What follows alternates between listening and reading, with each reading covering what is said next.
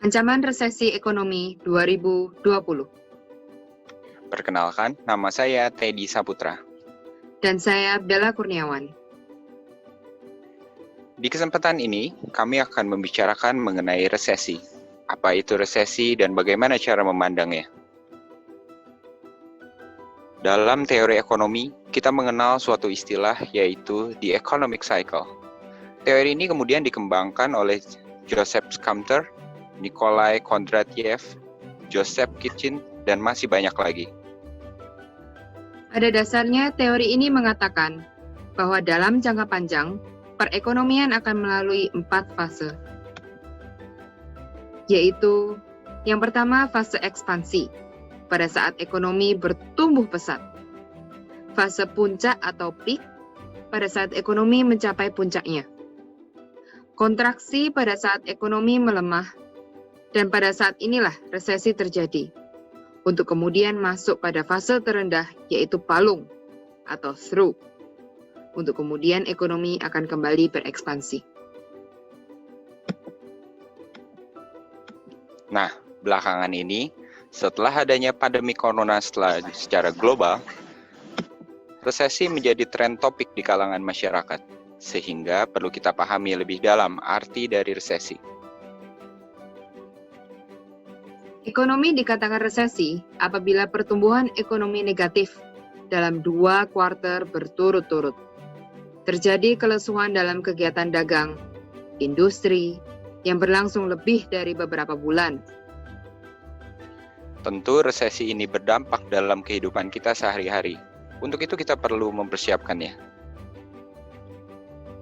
Beberapa dampak dari resesi adalah meningkatnya pengangguran, turunnya tingkat penjualan secara signifikan, kebangkrutan usaha, turunnya harga properti, dan untuk para lulusan akan kesulitan mencari lapangan kerja.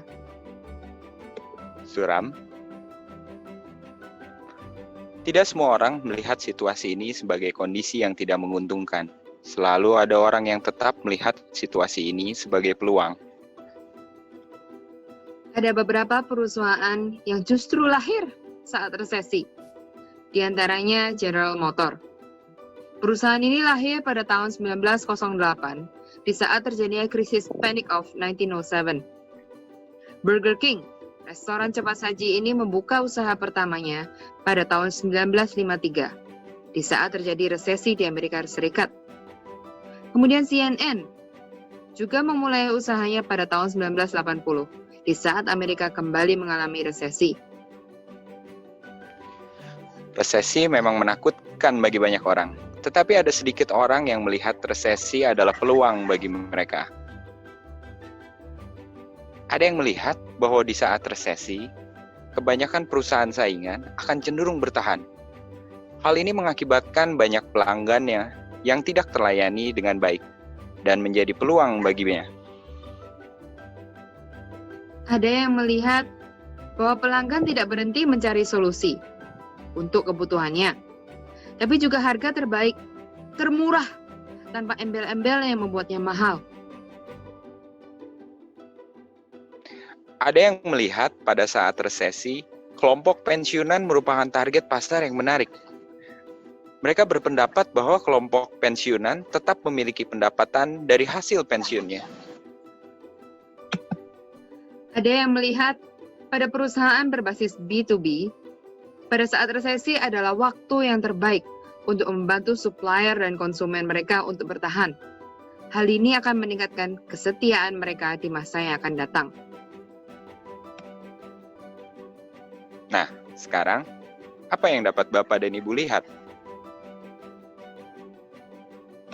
Dan Strangler, seorang peneliti di Amerika Serikat, mengatakan bahwa perusahaan yang memulai atau berhasil melalui saat krisis akan teruji dan berpeluang untuk bertahan di masa yang panjang.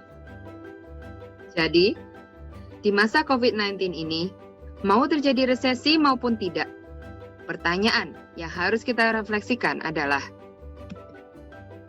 bagaimana Anda, Bapak Ibu, mengubah tantangan COVID-19 ini menjadi peluang bagi perusahaan Anda. Mari kita pikirkan sejenak dan cari jawabannya bersama.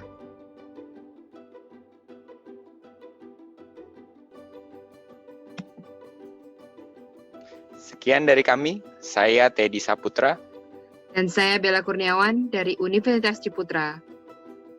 Salam entrepreneur.